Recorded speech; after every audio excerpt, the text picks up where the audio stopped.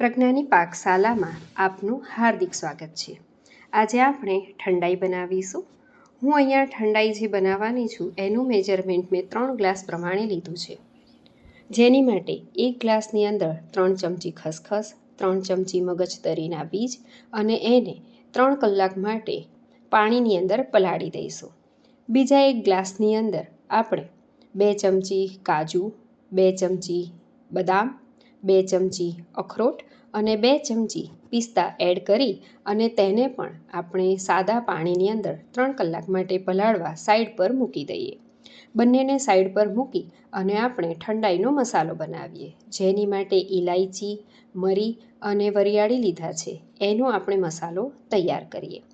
3 કલાક થઈ ગયા છે। કાજુ બદામ જે પલાળ્યા હતા એ બંને વસ્તુને ભેગા કરી અને આપણે મિક્સચરમાં પેસ્ટ બનાવી લઈએ।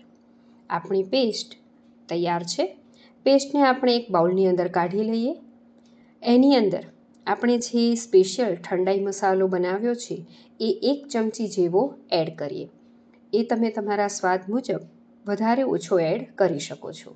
મેં તાજી ગુલાબની પત્તીને 1 મિનિટ માટે ઓવનમાં ડ્રાય કરી દીધી હતી, જેનાથી એકદમ ક્રન્ચી થઈ ગઈ છે। ફ્લેવર માટે મેં એડ કરી છે।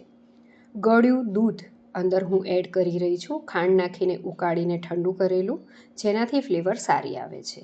હવે સાદું દૂધ ઉમેરીએ અને ગરણીથી ગાળી અને આપણી ઠંડાઈને સર્વ કરવા માટે તૈયાર કરીએ। મેં સર્વ કરવાના ગ્લાસને મેં મધમાં ગ્રીસ કર્યા છે અને સાથે સાથે ગુલાબની પત્તી અને પિસ્તાનો ક્રંચ લગાવ્યો છે। હવે જે આપણી ઠંડાઈ છે એ તૈયાર છે, જેને આપણે ગ્લાસમાં સર્વ કરીએ।